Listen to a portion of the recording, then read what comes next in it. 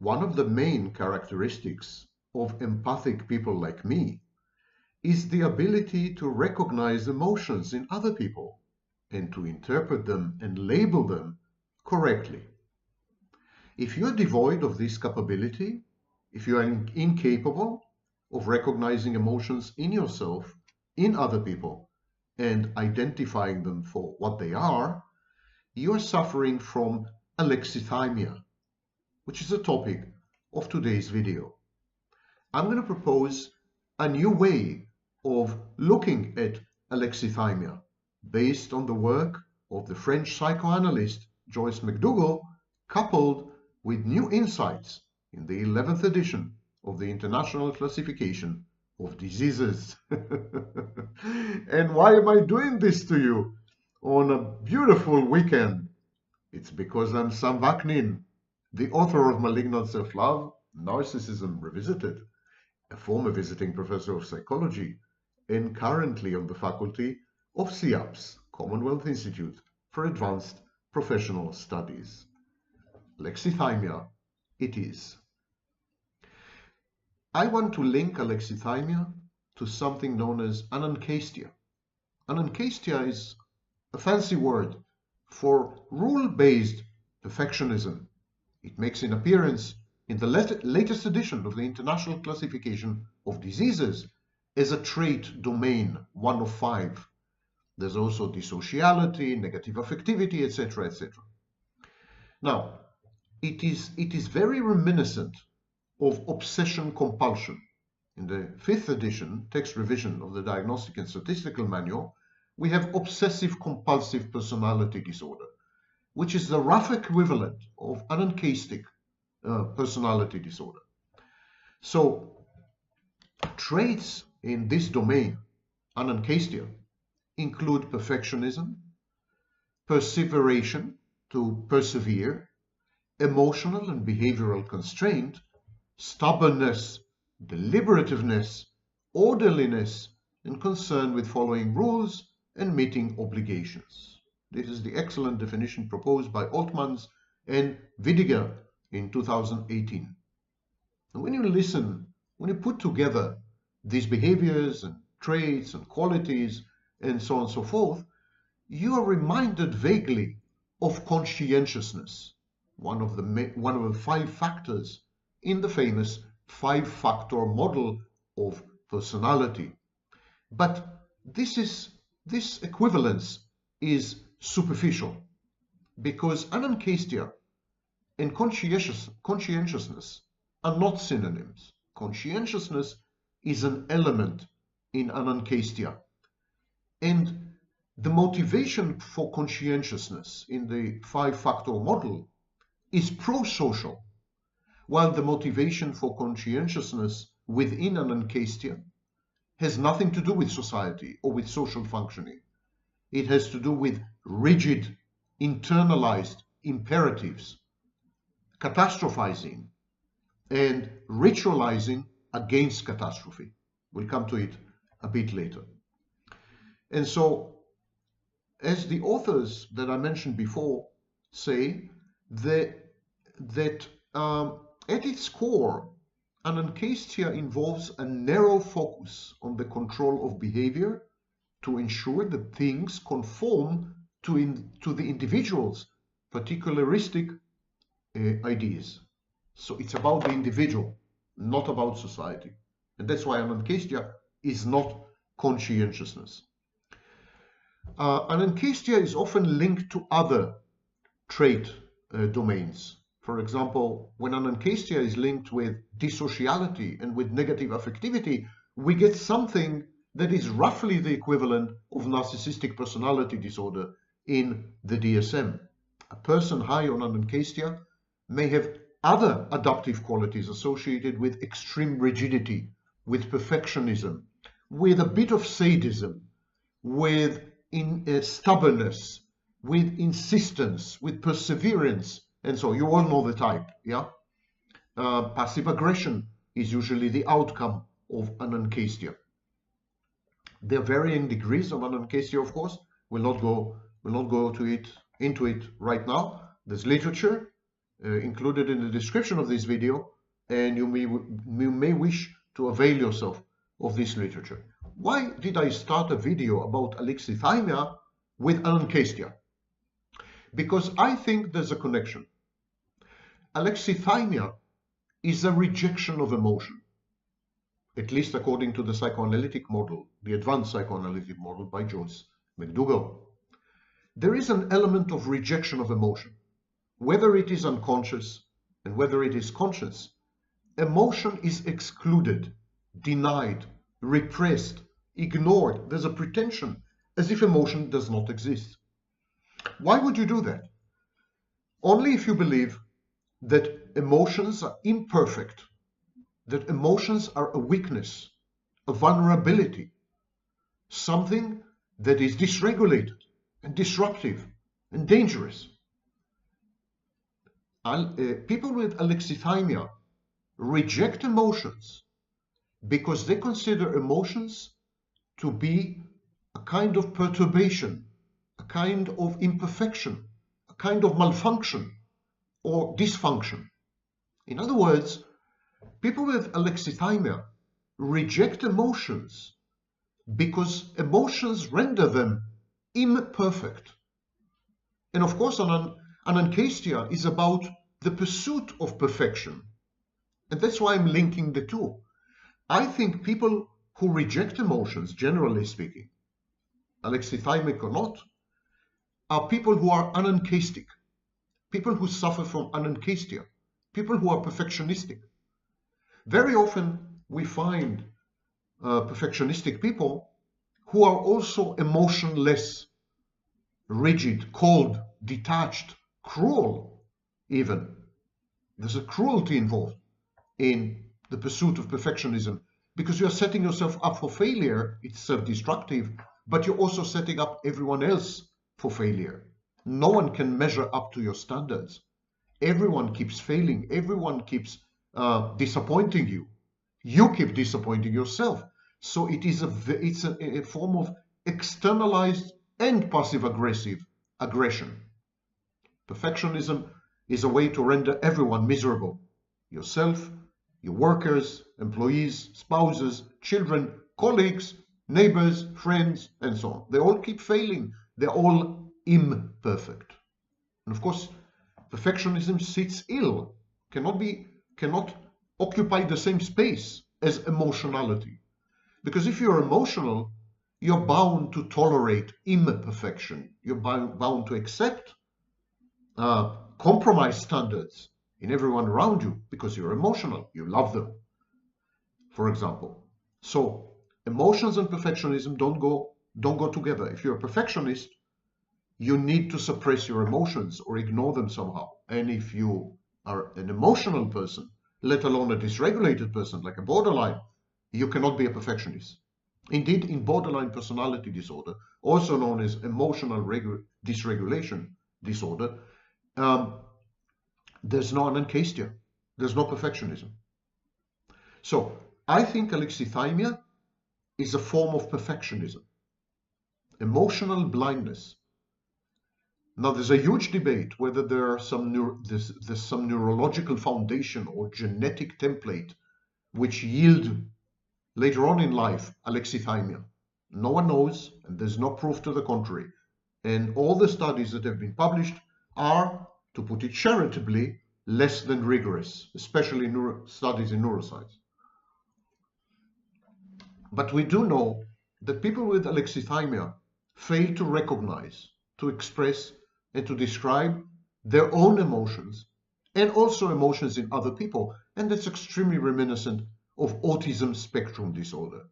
Indeed, something like 3/4 of people with autism spectrum disorder have also been diagnosed with alexithymia.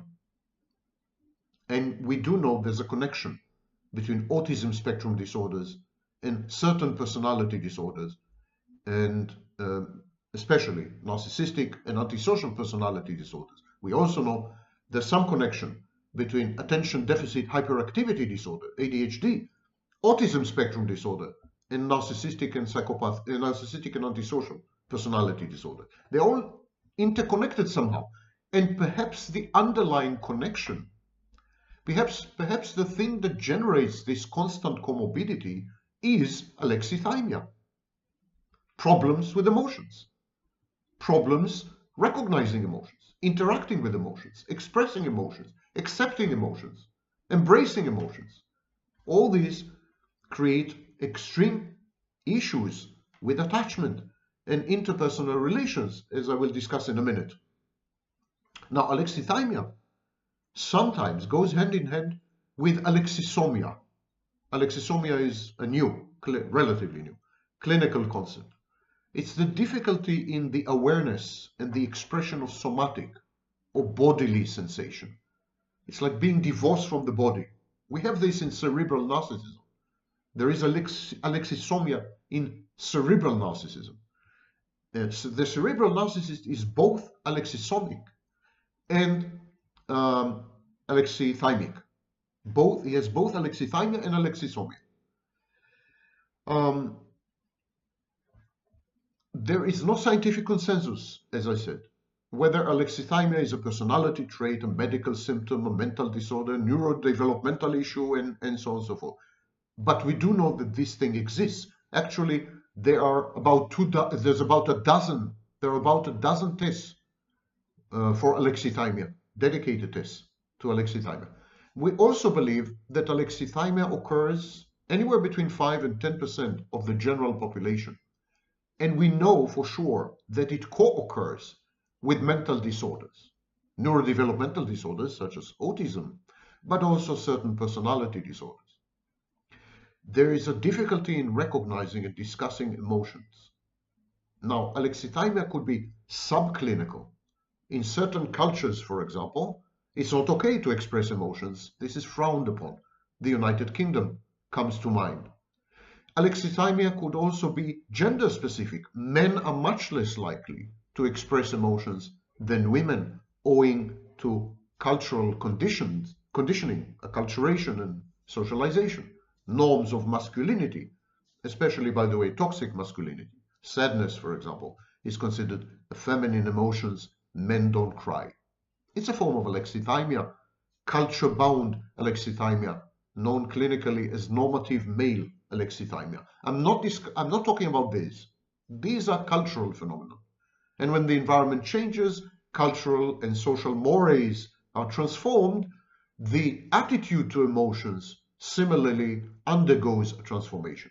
So we are not talking about this, not a clinical entity. We're talking about people who, regardless of age, of gender, of culture, of society, are unable to express emotions because they are not aware of any emotions. They can't recognize emotions in themselves and in others. They cannot label them. They cannot identify them, cannot recognize them. They cannot act on them. And the question here is why? So I adhere to two answers, not the genetic one, not neurodevelopmental one. I adhere to two answers, the psychoanalytic one and the cognitive behavioral one. And I'll come to that in a minute. But first, what are the impacts of alexithymia in relationships? Huge, huge impact. Emotions are the foundation and the pivot of relationships. In the absence of emotions, there's no relationships. Period. Sex is a way to communicate emotions within relationships. It's just an extension of emotions. Even cognitions are related to emotions. Memories cannot be recalled without emotions. If there's an impaired access to emotions, there is overwhelming dissociation. There are memory gaps.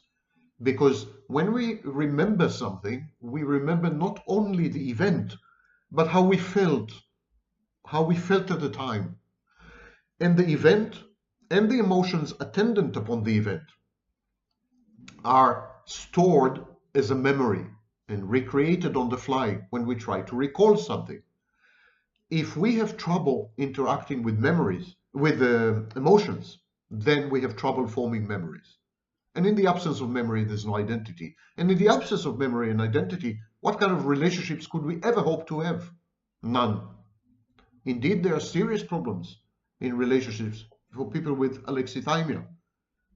And again, I propose that alexithymia is a form of perfectionism, the rejection of emotions because they render the person imperfect and render the world substandard and dysregulated, not ruled rigidly. So, in close relationships, the alexithymic person acquires a position of independence, dominance, impersonal interaction. It is very reminiscent of an insecure attachment style, avoidant, for example, or fearful to some extent. But it's not. It's not about the attachment style. There's no attachment there, not because the individual is incapable of attachment, but because there's no emotional input. So the individual is unable to form bonds. I would call it flat attachment, and I have several videos dedicated to this. The relationship remains superficial, which is more or less the language the DSM uses in the alternative model of narcissistic personality disorder, by the way. So when the alexithymic person is unable to differentiate between self and others, he cannot tell the difference between external objects and internal objects. Sounds familiar? It's narcissism. It's exactly what happens in narcissism. The narcissism is unable to perceive the separateness and the externality of other people. Instead, he interacts with internal objects that represent these people in his mind. And this is exactly what has been observed with alexithymic people. The difficulty in processing interpersonal connections develops with age probably because of constant failures. And so there's been a huge study of alexithymic individuals. They used something called the IIP-64 questionnaire. Never mind. They came to the following conclusion. 2 interpersonal problems are significantly and stably related to alexithymia: cold, distant, and non-assertive social functioning. All other subscales, by the way, were not significantly related to alexithymia. So the interpersonal relationships of people with alexithymia are painful to the partner, very hurtful, and very chaotic, as Stephanus, a scholar by the name of Stephanus, has observed. There are inherent difficulties in identifying and describing emotional states in self and in others, and alexithymia negatively affects relationships. And so there's growing dissatisfaction, especially of the partner. There was a study in 2008, and alexithymia was correlated to impaired understanding and demonstration of relational affection. This impairment contributed to poor outcomes in mental health, relational well-being, relationship quality, and so on and so forth. This sounds a lot like relationships with narcissists and psychopaths, where the lack of empathy is such that there is not true interest in the partner. Intimacy can never grow on such soil. This is infertile soil, arid. Individuals high on alexithymia report less distress when they see other people in pain, and they're less altruistic and, of course, less empathic. As I started the video by saying that emotions are the foundation of empathy. And so alexithymia as a clinical entity, as a mental health issue, is destructive to one's life and one's relationship. All interpersonal relationships, not only romantic, are founded on emotions. The reading of emotions, the decoding of emotions, the anticipation of emotions, the interpretation of emotions, and the experiencing of emotions, of course. If you lack all these, you're not human in a basic sense. And definitely you are not able to decipher humans or to read them properly. You misinterpret cues, social, sexual, and individual psychological cues. So there are environments where alexithymia is encouraged, for example, in the army or in an operating theater, in a hospital, or if you're a cop, policeman. So whenever you come across situations where emotions would be disruptive to functioning, would endanger or undermine functioning, you're encouraged to be alexithymic, which again convinces me that alexithymia could be and probably is an acquired feature, an acquired mental health element, whatever it may be. We're not. What I believe is that alexithymia reflects a set of expectations from oneself, internalized expectations. If one perceives oneself as a bad object, then one must cleanse oneself. One must establish rituals to fend off the evil within. There's catastrophizing going on. I'm a bad object. I'm going to do bad things. I'm going to end badly. I'm going to hurt people around me, including my nearest and dearest. And so the individual develops withdrawal symptoms, an avoidance strategy, which is, I think, another way of capturing the essence of alexithymia. French psychoanalyst, inappropriately named Joyce McDougall, it's not a very French name, she suggested that alexithymia is not actually a neuropsychological thing. She introduced an alternative term. She called it disaffectation. She said that alexithymia is psychogenic. It is a psychological thing, and it involves disaffectation. The disaffected individual, according to her, had at some point, as she puts it, I'm quoting, experienced overwhelming emotion that threatened to attack their sense of integrity and identity. And then they had to defend themselves against this. For example, abuse and trauma in early childhood. They had to create boundaries and to protect themselves somehow. And what the solution they have chosen is to eliminate emotions. Exposure to the environment, exposure to caretakers and caregivers, parental figures, primary objects, influential peers, role models, teachers, exposure to these people has become very painful and hurtful and threatened the functioning and the integrity of the self. And so the child chooses to not feel, to pulverize and eject and reject all emotional representations from consciousness, to repress emotions, to pretend that they don't exist. And this is exactly what the narcissist does. The narcissist self-inhibits.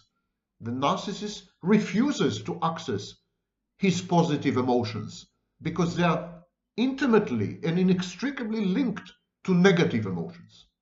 The narcissist says, if I were to feel love, I would also be forced to experience shame and pain. If I were to go through the motions of intimacy, I would also experience rejection and abandonment. So better not. Alexithymia is a crucial aspect of narcissism. It is a narcissist's rejection of positive emotions.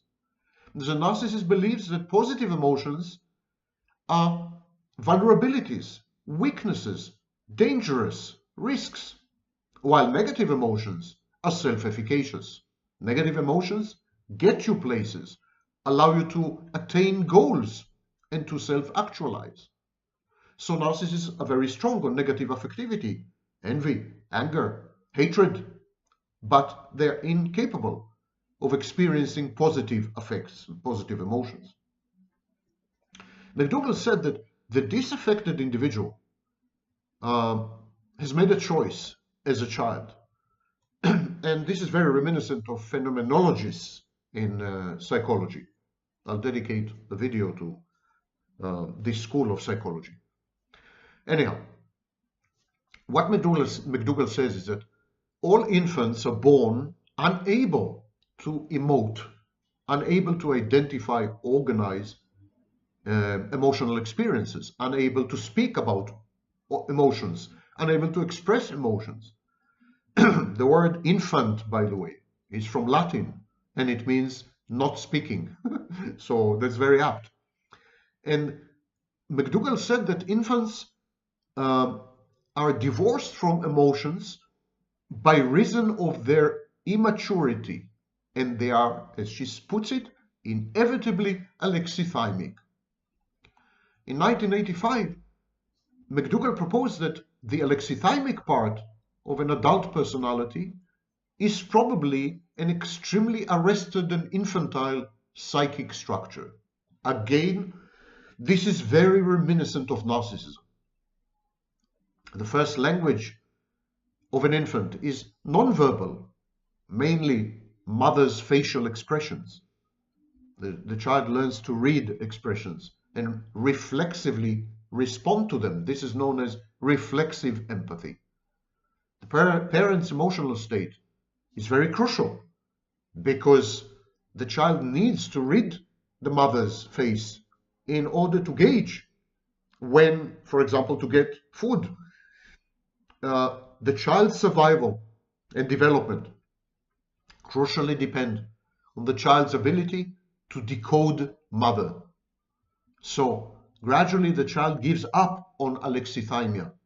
Why is that? Because if you don't experience emotions yourself, you would be unable to decipher or decode or identify or recognize emotions in others. It's exactly like self-love. If you have never loved yourself, you would never be able to love, and you would never be able to be loved by anyone, because you would consider yourself unlovable.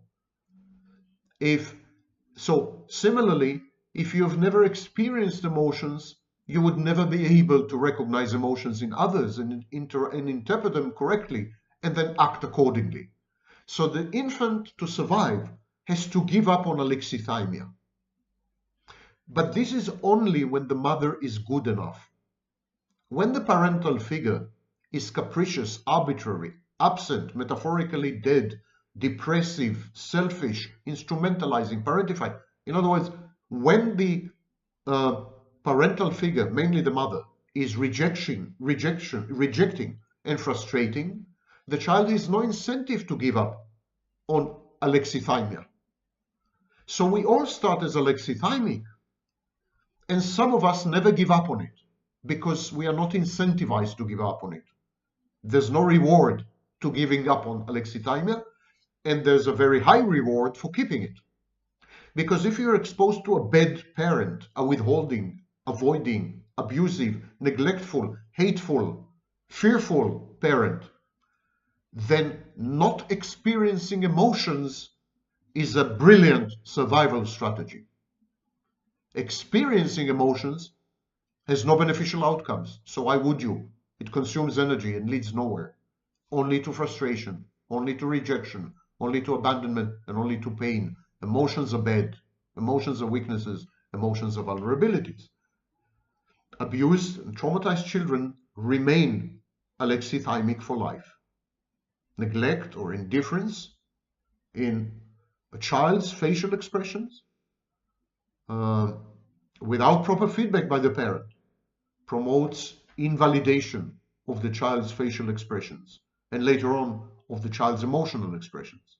In the lack of validation, there is essentially negative reinforcement, and the child regresses back to alexithymia, the safe haven of alexithymia, where emotions don't threaten him with pain and with hurt.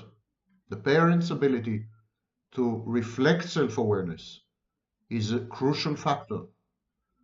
If the child's parents, especially the mother, if they are alexithymic because they are, I don't know, narcissistic or schizoid or avoidant or whatever, then again the child has no incentive to transition from alexithymia to emotionality. I think the transition from alexithymia to emotionality is a close correlate or a reflection of the transition from narcissistic libido, self-invested libido, and object relations. The ability to discern the separateness and externality and existence of other people and the wish to interact with them. This kind of wish, the very concept of object relations, crucially depend on access to emotions. Emotions are the engines of action, not cognitions. Emotions are a form of cognition, but this subspecies of cognition is what drives action. Emotions are directional. You love someone, while cognitions are solipsistic and autistic. Your thoughts are inside your head. They don't have to motivate you. They don't have to move you outside yourself. They don't. Your thinking doesn't have to deal with the world as it is. Your thinking doesn't necessarily motivate you to act, but all emotions motivate you to act. Anger, love, hatred, um, you name it. They're all motivational. They're all attitudinal. Watch a movie I posted yesterday about conation. So another model which I find useful was proposed by Preece, Preese, and his colleagues. It's essentially an attention appraisal model of alexithymia, cognitive behavioral framework, so to speak. In this model, alexithymia levels are due to the developmental level of people's emotion schema, the cognitive structures used to process emotions. The extent to which people are avoiding their emotions is an emotion regulation strategy. It's not very different. This conception is not very different to McDougall's, by the way, and to mine, modifications that I'm proposing. This avoidance of emotion, alexithymia, is a strategy. It's a choice. It's a regulatory strategy. It's a way to regulate your internal environment and to avoid being overwhelmed and dysregulated, as is the case in borderline personality disorder, for example. So a person's alexithymia is measured, can be measured. I told you there are a dozen tests and so on and so forth. And in the attention appraisal model, we distinguish three components in alexithymia. Difficulty to identify feelings. This is known as DIF. Difficulty to describe feelings. This is known as DDF. And externally oriented thinking, EOT, a tendency to not focus attention on emotions, actually to not focus attention on the internal world, but on the external world. And this again links to anankastia. So anankastia is perfectionism, but it's about performance. Anankastia is performance oriented, and we perform in the external world. Anankastia is public facing, is outward oriented. So it fits well with alexithymia. We used to think erroneously that alexithymia goes hand in hand with inability to imagine, constricted imaginal processes, it was called. In other words, inability to fantasize, for example, or to daydream, or to plan, or to perceive other people appropriately, something known as aphantasia. That is not the case. Today we know it's not the case. Okay, so alexithymia, as we said, probably has psychodynamic roots, psychological developmental roots, as well as maybe neurological and genetic roots. Michael Bagby and Graham Taylor suggested that alexithymia is somehow related to an absence or lack or deficiency in psychological mindedness and emotional intelligence. They said, and I'm quoting, "There is strong empirical support for alexithymia being a stable personality trait rather than just a consequence of psychological distress." Psychological mindedness is the capacity for self-examination, self-reflection, introspection, personal insight. And again, we're beginning to see the links with, for example, narcissistic personality disorder. All these are lacking.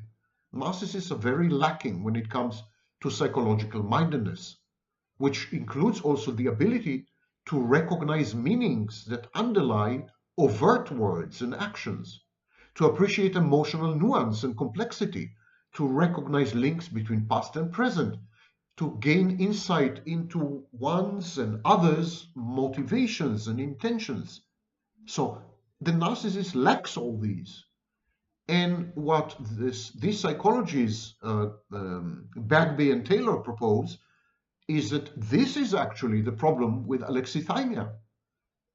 So in a way, they're saying that alexithymia is a form of narcissism, in effect. They haven't said it, but this is the outcome of their work, you know. So mindedness, psychological mindedness, is a person's ability to see relationships among thoughts, feelings, and actions with the goal of learning the meanings and causes of experiences and behaviors. That's the definition. I was just citing it. It definitely describes the main lacuna, the main lack and deficiency in narcissism. Similarly, emotional intelligence is the ability to perceive, use, understand, manage, and handle emotions, recognize one's own emotions and other people's emotions, use emotional information to guide thinking and behavior, discern between different feelings, label them appropriately, adjust emotions to adapt to environments. All this is missing in narcissism. So, and this is Goleman, mainly Goleman's work, Daniel Goleman's work. I'm going to discuss these issues in a future video, much more at length. So the alexithymic person has typical deficiencies. He has problems identifying, processing, describing, and working with his own feelings. There's a lack of understanding of the feelings of others, difficulty to distinguish feelings and bodily sensations such as arousal, confusion of physical sensations as often associated with emotions. Even dreaming and fantasies are a bit different because they kind of lack emotions. They're more action-oriented, detail, highly specific detail, which again, and they involve logical thinking. And this again is strongly indicative of anankastia. It's the dreams of alexithymic people are anankastic.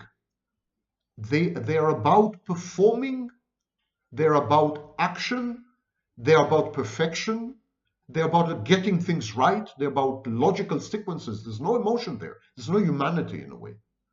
Indeed, many alexithymic people compare themselves to machinery or to robots, which is something narcissists do all the time. They're very logical, they're very realistic, they're very structured, very structural. Now, it's not that people with alexithymia cannot experience anxiety, depression, or dysphoria, cannot cry, cannot rage, that's not the issue here. It's not about the external manifestations of emotions, including affects. It's that they are incapable of describing what is happening to them. They appear confused when they're questioned. They mislabel things. That's why the narcissist mislabels the shared fantasy as love, mislabels conation as desire. There's a lot of misapprehension of the internal landscape. There's a reliance and dependence on other people, not only for regulation, but for reality testing, including emotional reality testing. What it is that I'm feeling, tell me. According to Henry Crystal, individuals with alexithymia think in an operative way. They appear to be super adjusted to reality, but in a very cold, calculated, and machine-like manner. They are focused on the trivial. They are very attuned to chronology. Their reactions and events in daily life are perceived as monotonous but orderly, rigidly orderly and structured. This is all anankastia, in effect. So these individuals alexithymic individuals seem to be oriented towards things. That's why they objectify themselves. They describe themselves as robots, or automatons, machines, and so on and so forth. There's a limit. Their responsiveness is very limited, not only to emotions, not only to other people's plight and conditions, not only to their environment, but also to proactive processes such as psychotherapy. So they are capable of expressing emotions verbally, verbalizing emotions. That's a common misconception, a common myth. They are even capable of acknowledging that they're experiencing emotions, but they fail to identify. They mislabel them. That's very important to understand. Decades before the term alexithymia has been coined, in 1967, Sifnios noted that patients often mention things like anxiety and depression. And the distinguishing factor, according to him, was their inability to elaborate beyond a few limited adjectives. So they would say, I'm happy, I'm unhappy, but they couldn't go further than that. People with alexithymia have poorly differentiated emotions. They have no ability to distinguish and describe emotions to other people. There's a sense of emotional detachment from oneself and from others, no connection to others. And consequently, they're very prone to anhedonia, inability to experience pleasure, and to dysphoria, a general kind of diffuse sadness, bordering on dysthymia or cyclothymia. So life satisfaction is very low, happiness is very low, and so on and so forth. One key issue in alexithymia may be a problem with the theory of mind, an inability to conceive of other people's minds, what makes other people tick, the psychology of other people, the inner experience of other people. They're all foreign to alexithymic people. And to narcissists. Is this a coincidence? I don't think so. I think there's a shared etiology and probably a shared psychopathology, because anankastia is an element in narcissism and alexithymia is an element in narcissism. And the exact overlap is not clear. I'm not saying that I've solved the issue of how these disorders or problems overlap or interact even, but I'm quite sure there's a very strong connection. I can conceive or reconceive of narcissism as a combination of perfectionism and alexithymia, and it would cover 90% of the problem, in my view. Difficulty to identify feelings, externally oriented thinking, they're common in ADHD, for example, as well. Hyperactivity goes with it, and autism spectrum disorder. And we know that ADHD and ASD are increasingly more correlated with narcissism.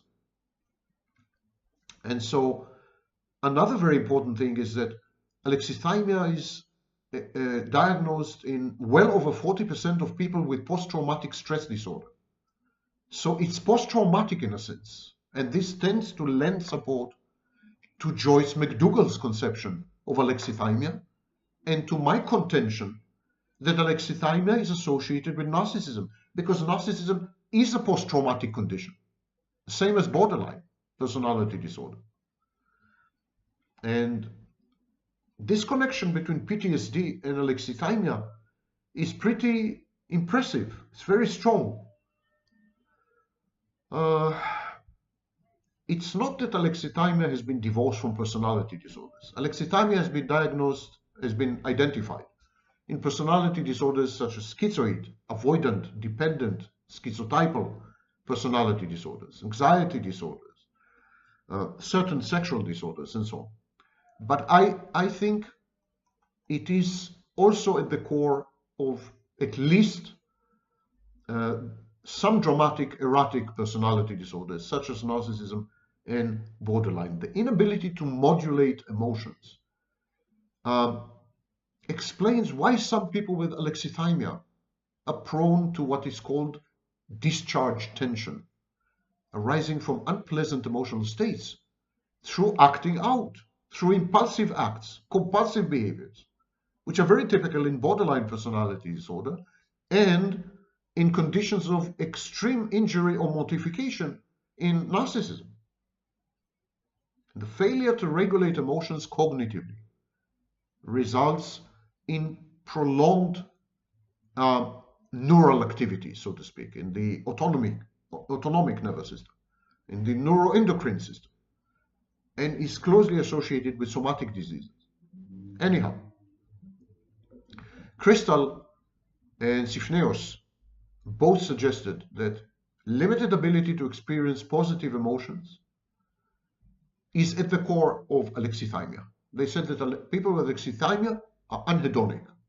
And I think this is one of the three key elements in pathological narcissism. Lack of access, inability to experience positive emotions, inability even to identify positive emotions, mislabeling other things as positive emotions. And this is where conflating alexithymia with narcissism would add clinical insight rather than impair it. Put together anankastia, alexithymia, and narcissism, and we may gain new insights as to the etiology and the developmental path of narcissistic disorders of the self, which include borderline personality disorder and to some extent histrionic and antisocial, schizoid and paranoid, avoidant personality disorders.